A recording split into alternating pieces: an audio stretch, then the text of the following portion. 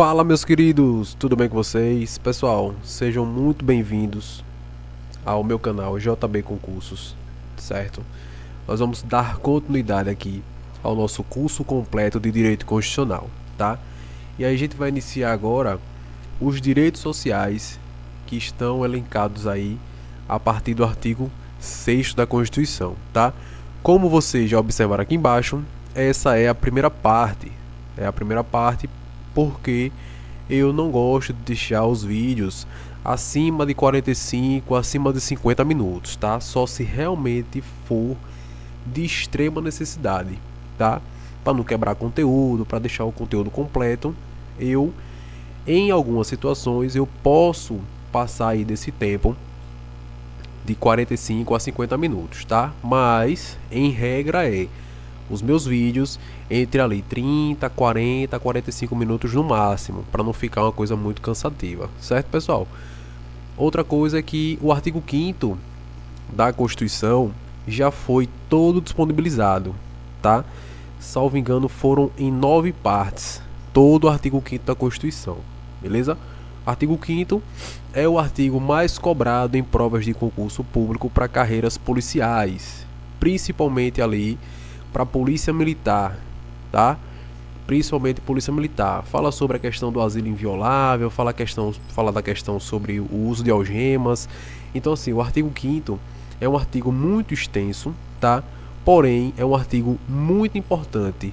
O nível de cobrança em provas de concurso do artigo 5º é muito alto, tá? Então, para quem não assistiu ainda toda a parte do artigo 5º, antes de entrar nesse vídeo aqui do artigo 6º, que fala sobre os direitos sociais, dá uma olhada lá no artigo 5º, porque é de extrema importância, tá, galera? Então, vamos começar aqui, vamos dar continuidade, né, ao nosso curso completo de Direito Constitucional, falando agora sobre os direitos sociais, que é a partir do artigo 6º, beleza? Então, pessoal, depois da nossa vinheta, iniciaremos aqui o nosso curso de Direito Constitucional, Direitos Sociais, artigo 6º, parte 1, beleza? Valeu! Esquerda! Esquerda! Esquerda direita! Pronto, pessoal, estamos de volta e vamos falar aqui sobre os direitos sociais, tá? Os direitos sociais, ele trata-se de direitos fundamentais de segunda geração. Então vamos começar aqui as nossas marcações, né? São os direitos sociais, são os direitos fundamentais de segunda geração, tá? Que impõem o Estado uma obrigação de fazer, uma obrigação de ofertar prestações positivas em favor dos indivíduos, tá? E aí o objetivo é concretizar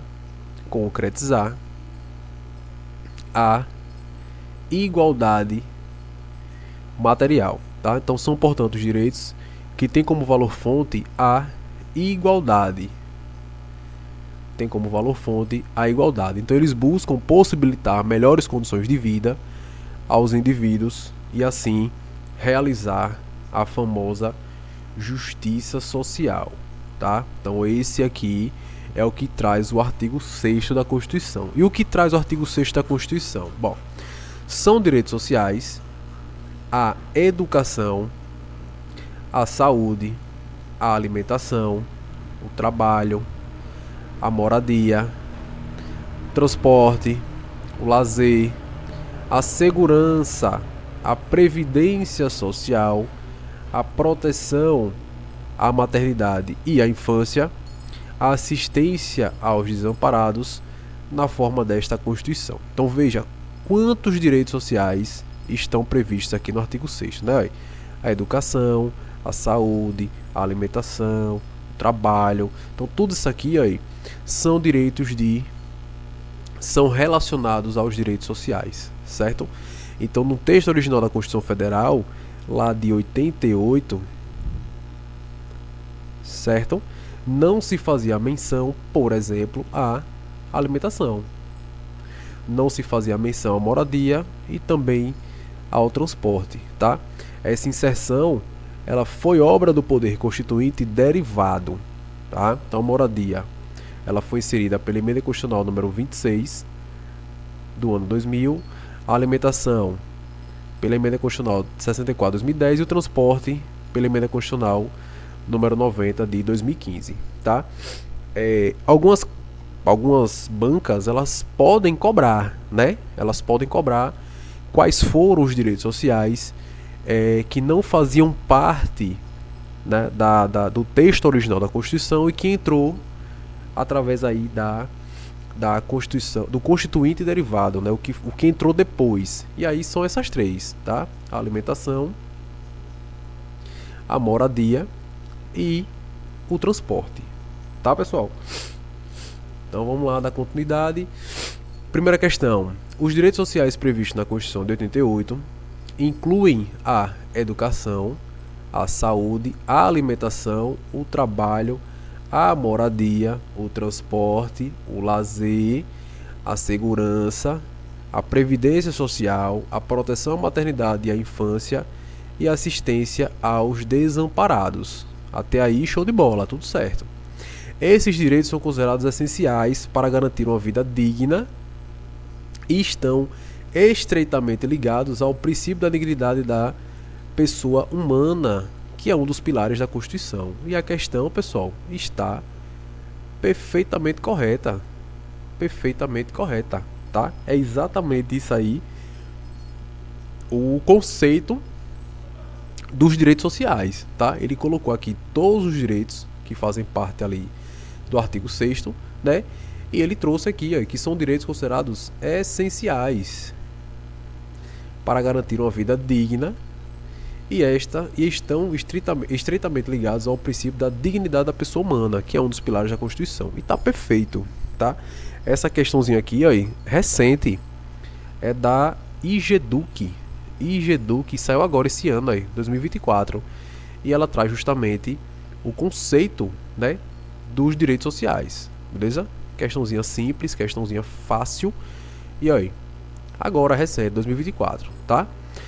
Os direitos sociais previstos na Constituição de 88 são garantidos apenas aos cidadãos brasileiros natos, excluindo estrangeiros e brasileiros naturalizados. Então aqui a gente já viu, pessoal, que a questão já falou bobagem, né?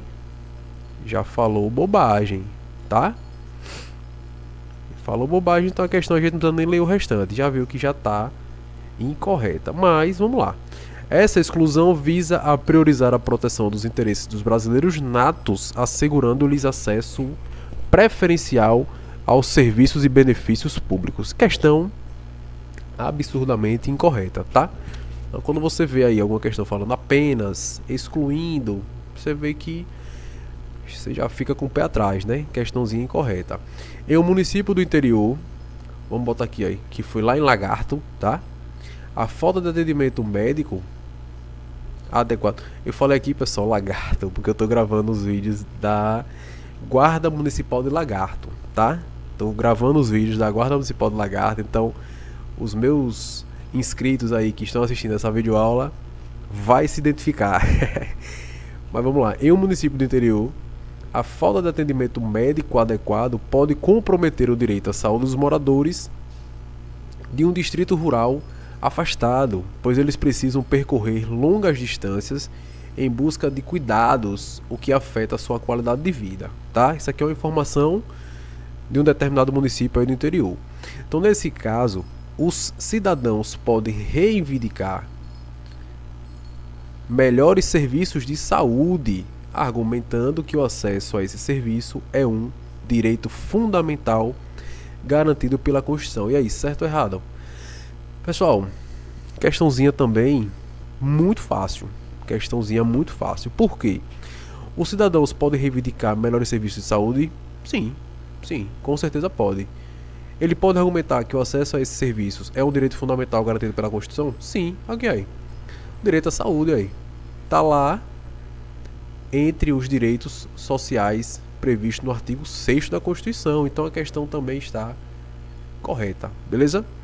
O cidadão pode reivindicar sim melhores serviços de saúde e ele pode argumentar aí que é um direito fundamental garantido pela Constituição. A questão está correta, tá? Mais duas aqui. Funatec 2024, outra questãozinha nova aí, questão recente. Assinala a garantia fundamental da Constituição de 88, que se incluem direitos como o direito à saúde, à educação, ao trabalho, à moradia, à previdência social, entre outros, visando assegurar condições mínimas de vida digna para todos os cidadãos. E aí ele está querendo saber quais dessas alternativas fala sobre esses direitos aqui aí. Direito à saúde, à educação, trabalho, moradia. E tu acabou de ver que está falando sobre qual direito? O direito social.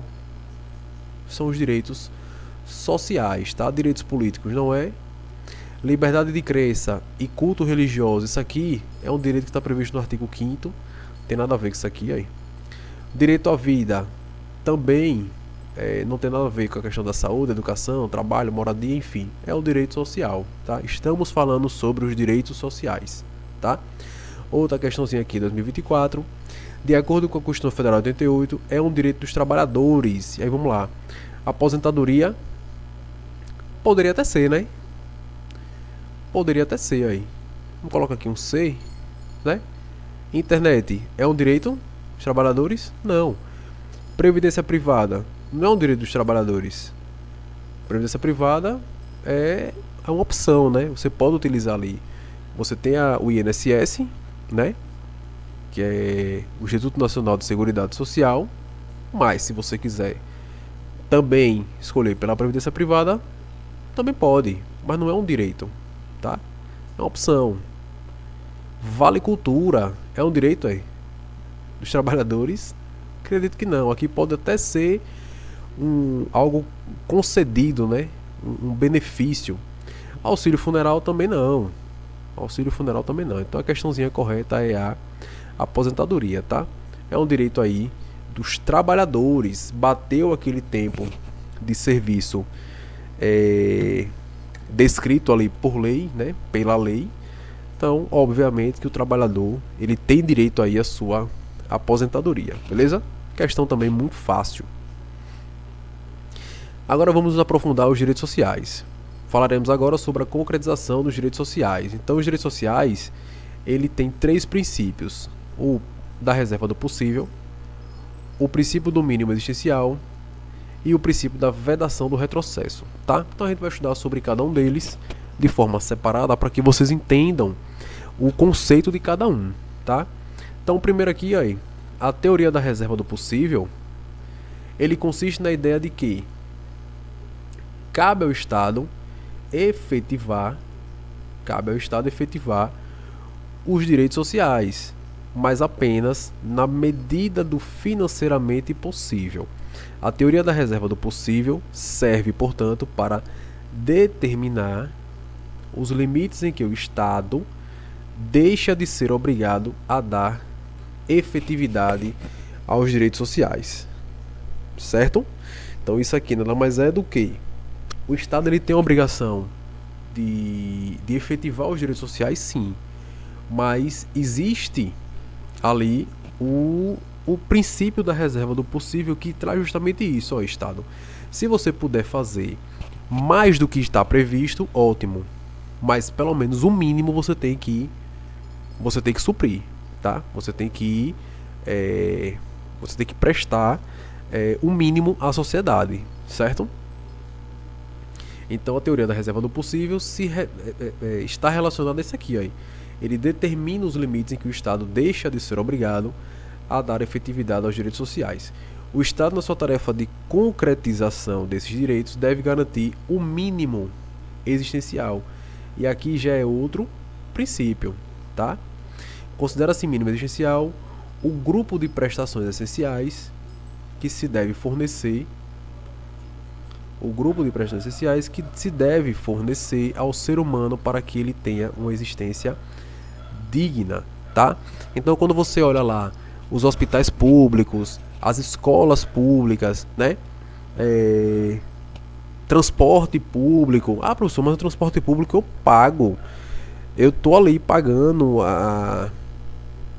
eu tô pagando ali a passagem. Se eu vou no terminal, eu tenho que pagar passagem. É porque o transporte público já não é algo que é o Estado que banca, né? Ali é uma empresa privada que tem um contrato com o órgão público, né? No caso, os municípios, né? Que faz um contrato com as empresas privadas para a prestação desse serviço, tá? Para a prestação desse serviço. Mas eu costumo trazer como exemplo os hospitais e as escolas, né? Hospitais, escolas, creches, né? Que são serviços públicos, tá? Então, se você pega, por exemplo, uma escola pública, ela tem uma estrutura, tá? Que é muito diferente da estrutura de uma escola particular, por exemplo, certo? Você vê que a estrutura é muito abaixo, né? A escola particular tem ar-condicionado, cadeira nova, tudo bonitinho, bebedouro de qualidade, tem um data show, tem um monte de que na escola pública não tem, tá? Então, mas é obrigação do Estado fazer o quê? Com que a concretização daquela escola ela tenha, né, uma condição mínima, para que a qualidade do serviço seja prestado de forma, entre aspas, eficiente ali para os alunos, tá? Agora recente eu soube que tem algumas escolas do município daqui de onde eu moro que estão colocando ar condicionado nas escolas, tá? Estão colocando ar condicionado nas escolas. Isso é importante e porque o calor é muito forte. Para quem mora no Nordeste sabe que o calor daqui do Nordeste é muito grande, tá? E as crianças acabam sofrendo com esse calor extremo, né? Então às vezes você coloca uma sala que não tem uma estrutura bacana, né? Que não tem uma ventilação adequada para as crianças, e aí as crianças acabam não tendo uma qualidade de ensino adequado, acaba adoecendo, porque a gente sabe que o calor acaba enfadando a gente, acaba deixando a gente exaustivo, né? O cansaço, assim, é complicado, tá? Então o ar-condicionado é o quê? É uma prova de que o Estado ele tá ali se adequando, tentando melhorar a condição daquelas escolas, tá? Então assim, tem a ver ali com o mínimo existencial? Tem a ver com o mínimo existencial, sim, tá? Aqui aí, beleza? Que nada mais é o que? É um grupo de prestações essenciais que se deve fornecer ao ser humano, no caso que eu dei o exemplo das crianças, né?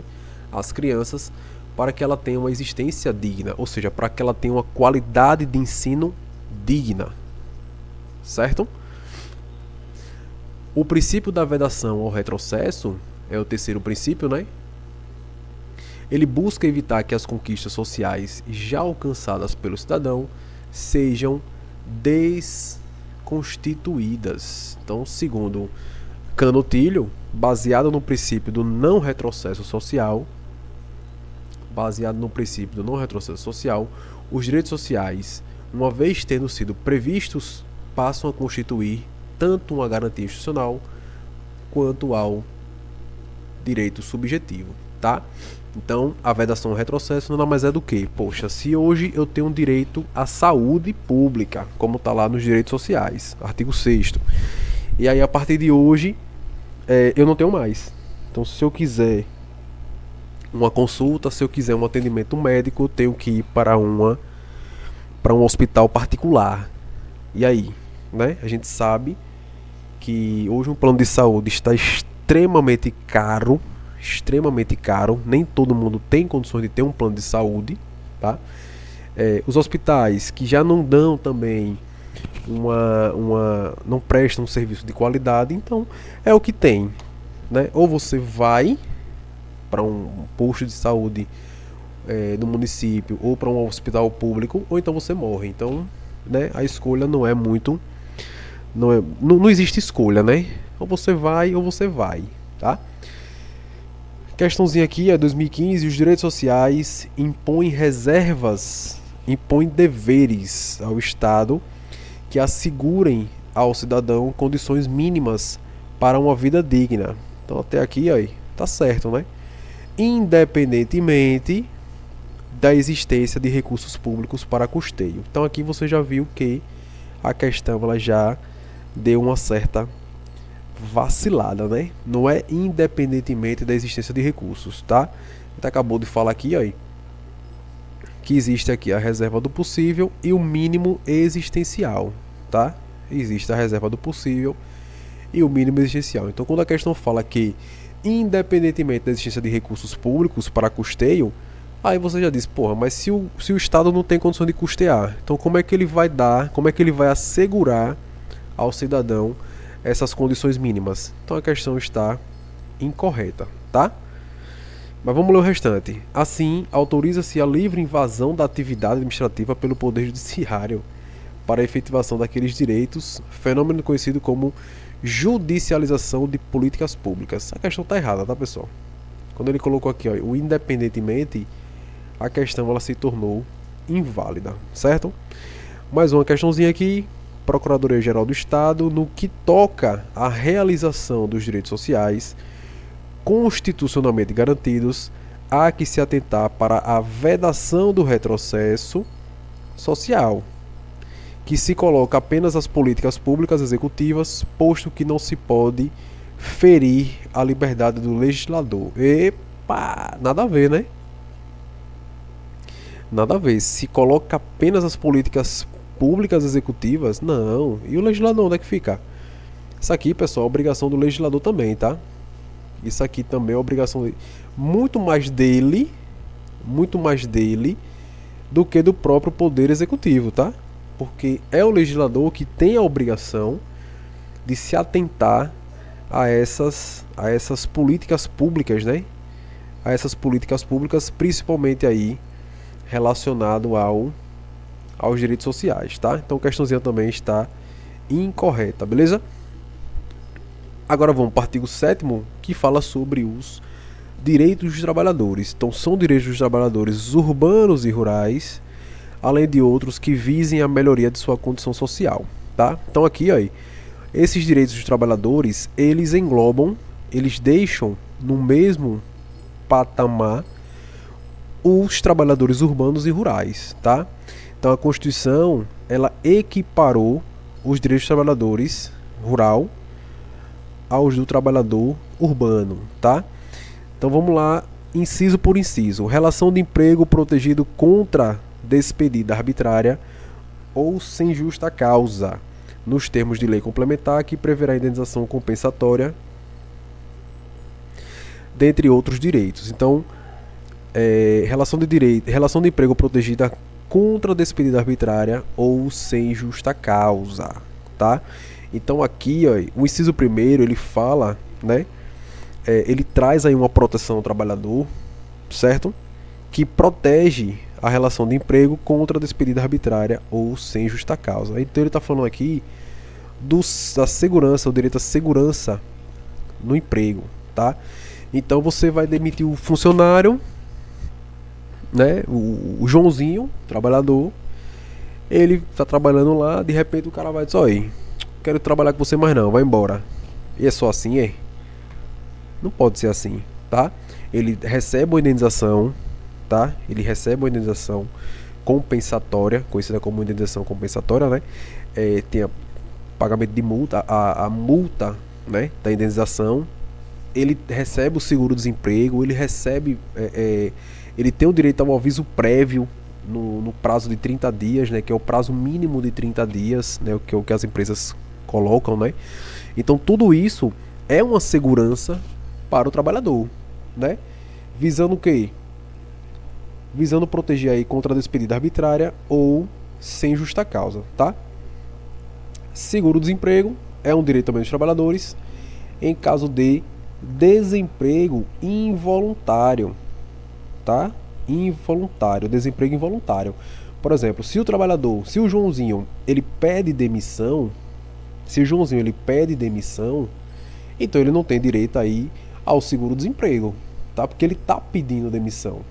A não ser que ele peça demissão e faça um acordo com o patrão. Patrão, aí, coloca aí como que eu fui demitido, como o senhor me demitiu, não coloque como eu tô pedindo não, Bom, aí é outros 500, né? Ele fez um acordo com com o seu patrão para não perder o seguro-desemprego. Que isso também não é justo não, tá, pessoal? Isso não é previsto na Constituição não, tá? O seguro-desemprego ele é um direito àquele trabalhador que perdeu o seu emprego contra a sua vontade. Por isso que tem desemprego involuntário, certo? Contra a vontade do trabalhador, beleza? Então, o seguro-desemprego só é devido no caso de desemprego involuntário. As bancas, olha, preste atenção nisso aqui aí. As bancas, elas gostam de confundir falando sobre emprego voluntário. Eu já peguei uma questãozinha da PM Alagoas, em que a CESP ela trocou aí o nome involuntário e colocou apenas voluntário. Aí o cara tá ali nervoso, fazendo a prova, não se atenta a esse pequeno detalhezinho e bota a questão como correta, tá? E obviamente que está errado, beleza? Fundo de Garantia do Serviço, aqui é o famoso FGTS, né? Então, ele é recolhido pelo empregador a alíquota de 8% sobre o salário mínimo. Sobre o salário mínimo não, né? Sobre o salário do funcionário, tá? A cada trabalhador, certo? O FGTS ele não é um direito dos servidores públicos estatutários, tá? Então, para quem é servidor público estatutário, ele não tem aí o FGTS, ele tem uma previdência própria, né? É uma previdência diferente, né, do FGTS, tá? O FGTS é para aqueles trabalhadores civis, né? A galera aí que trabalha, né, nas empresas privadas, enfim, tá? Não tem nada a ver com o servidor público, não. Não é um direito dos servidores públicos estatutários, certo? No caso das polícias, existe a previdência, né, de nós policiais militares, não é o FGTS, tá? É uma previdência à parte, diferente, certo? Salário mínimo também é um direito dos trabalhadores, fixado em lei, nacionalmente unificado, capaz de atender às suas necessidades vitais básicas e às de sua família, com moradia, alimentação, educação, saúde, lazer, vestuário, higiene, transporte e previdência social, com reajustes periódicos que lhe preservem o poder aquisitivo, sendo vedada a sua vinculação para qualquer fim. Antes que vocês comecem a rir, né, de todas essas demandas aqui, né, que o salário mínimo tem que suprir, né, eu vou fazer um breve comentário aqui com os senhores, que é sobre isso aqui, ó. Os reajustes eles são periódicos, ou seja, todo ano vocês já devem ter visto, né? O salário mínimo foi reajustado em 7%, o salário mínimo foi reajustado em 8%, tá? Então todo ano tem o quê? Tem um reajuste, né, do salário mínimo, sempre para mais, né? A gente sabe que o salário mínimo ele não pode retroagir, você não pode ter perdas salariais, você pode ter ganhos salariais, tá? E é vedado também a sua vinculação, sendo vedado aí a sua vinculação para qualquer fim, tá? E em relação a isso aqui, pessoal, olha, que eu sei que vocês riram, né? E estão se perguntando até agora, onde é que um salário mínimo hoje consegue suprir tudo isso aqui? De fato, não supre, né? E é por isso que vocês estão aqui estudando para ser servidores públicos da área da PM Sergipe, né? Da Polícia Militar de Sergipe, né? Então, vocês estão estudando justamente para sair dessa vida de seletista e aí para ter, né, para obter aí um salário digno, certo? E de fato o salário mínimo não consegue suprir nem a metade disso aí. O salário mínimo ele é único. O salário mínimo é único para todo o território nacional, tá? Isso aqui não existe salário mínimo regional. Cada estado tem o seu salário mínimo, não. É único, beleza? Não confunda o salário mínimo com os pisos salariais, certo? Não confundam o piso salarial com o salário mínimo, beleza? Piso salarial são resultantes de negociações coletivas de trabalho. beleza? Isso aqui, pessoal, existe, por exemplo, o piso salarial dos professores, piso salarial dos enfermeiros, piso salarial dos engenheiros, tá? Então cada categoria ela tem ali o seu piso salarial, que nada mais é do que uma negociação coletiva de trabalho, certo? Outra informação bacana é que o STF admitiu a fixação de pensão alimentícia com base no salário mínimo, tá? Então, por exemplo, o pai ou a mãe que tem a lei que prover a pensão alimentícia, tá? Então, foi admitido aí pelo STF a fixação do valor com base no salário mínimo, certo? Súmula vinculante número 6, não viola a Constituição o estabelecimento de remuneração inferior ao salário mínimo para as praças prestadores de serviço militar inicial. Peguei uma questão também da PM Lagoas falando sobre isso aqui, aí, tá?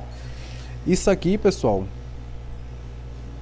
isso aqui nada mais é do salário pago nos cursos de formação, tá? Então, nos cursos de formação, o valor pago para esses alunos, né, aluno de praça, né, pode ser abaixo do salário mínimo, sem problema nenhum, tá? E qual é a justificativa? Aqui, aí, a Constituição não estendeu aos militares a garantia de remuneração não inferior ao salário mínimo, tá? Como faz para outras categorias de trabalhadores. Então, se vocês prestarem atenção direitinho, os militares, eles muitos dos direitos não foram estendidos para os militares, tá? Isso é um reflexo, infelizmente, é um reflexo do regime militar de 64, tá? Então, a Constituição, ela meio que veio para, entre aspas, eu não vou botar aqui penalizar não, tá? Eu não vou botar esse termo penalizar não, mas é estranho, né? É estranho porque muitos dos direitos que estão previstos na Constituição não cabem aí para os militares. Inclusive, isso aqui aí, tá? Então, até no curso de formação é garantido a remuneração abaixo do salário mínimo, certo? É garantida a remuneração abaixo do salário mínimo, beleza? Piso salarial proporcional à extensão e à complexidade do trabalho.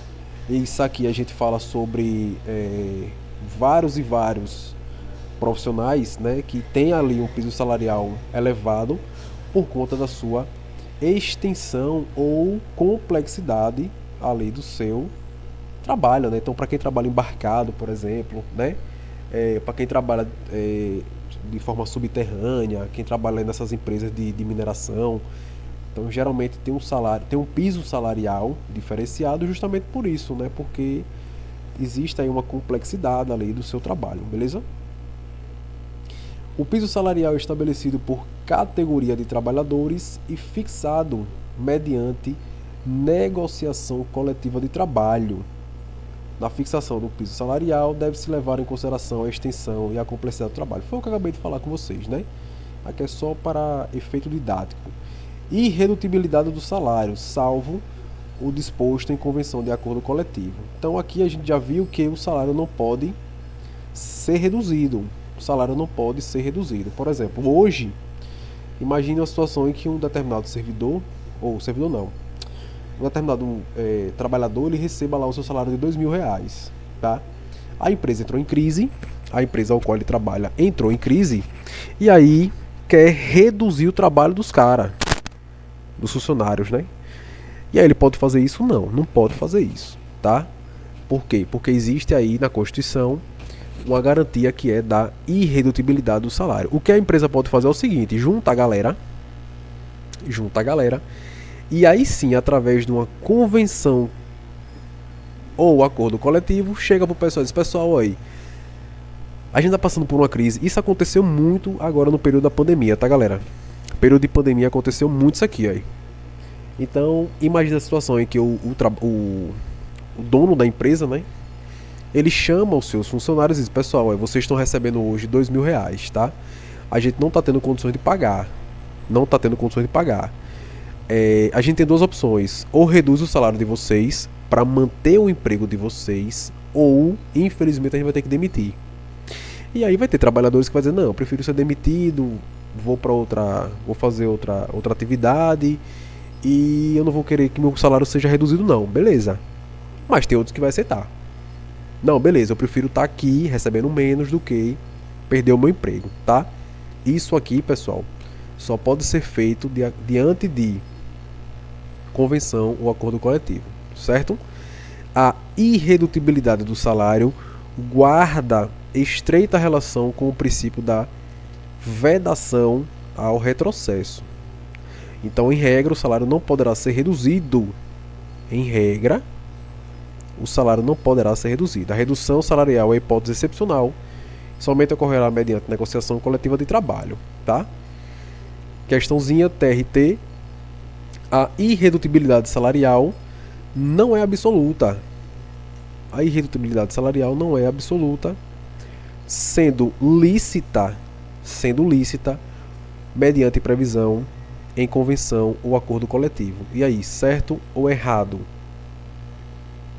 Sendo lícita mediante previsão em convenção ou acordo coletivo. Pessoal, questão correta. A gente acabou de falar aqui, aí, né? A irredutibilidade salarial, ela não é absoluta, né? Porque ela pode aqui, ó, a ressalva aí, né? Ela pode ser reduzida, né? Caso ocorra aí um acordo coletivo entre as partes, né? Entre o patrão e os seus trabalhadores, tá? Vamos falar só mais sobre o inciso. Pronto, vamos falar só sobre o inciso 7. E a gente vai dar a nossa primeira pausazinha para não ficar o vídeo muito extenso, tá, galera? Então, garantia de salário nunca inferior ao mínimo para os que percebem remuneração variável. Isso aqui também é muito importante aí, que muitos não sabem, tá? Muitos não sabem aí. Nunca inferior ao salário mínimo para os que percebem remuneração variável. Quem são essa galera que trabalha, que tem a remuneração variável? São aqueles trabalhadores que tem ali como metas de vendas, né? O cara que trabalha com venda, o cara que trabalha com metas, tá? Então vai ter meses que ele vai conseguir bater a meta dele, né? Ou até mais, né? Pô, o cara tem que bater uma meta de 100 mil reais para poder ganhar suas comissões. E aí o cara vai ganhando, vai batendo suas metas, vai vendendo. De repente ele tira aí 5 mil reais, 6 mil reais, tá? Mas tem meses que ele não vai conseguir bater essa meta de vendas. E aí o que é que acontece? Nesse caso, a empresa ao qual esse funcionário trabalha não pode pagar a ele um valor abaixo do salário mínimo. Pronto, o cara não vendeu nada nesse mês, nada, então ele vai ficar sem receber salário? Não pode, né? Então ele vai receber pelo menos aí o salário mínimo. Pelo menos o salário mínimo ele vai receber, tá, galera? Então aqui a gente já acabou de falar sobre isso, né? Aqui, ó, se vocês quiserem dar uma lida, ou se quiserem dar um print na tela, se quiserem copiar, fiquem à vontade. Ficou horrível essa parte aqui, mas tá tudo certo. E aí a gente vai dar a nossa primeira pausa. Em seguida a gente volta falando sobre o inciso 8 do artigo 7º da Constituição, tá, galera? Então, até a próxima parte 2, continuando aqui do inciso 8º, beleza? Valeu, meus queridinhos!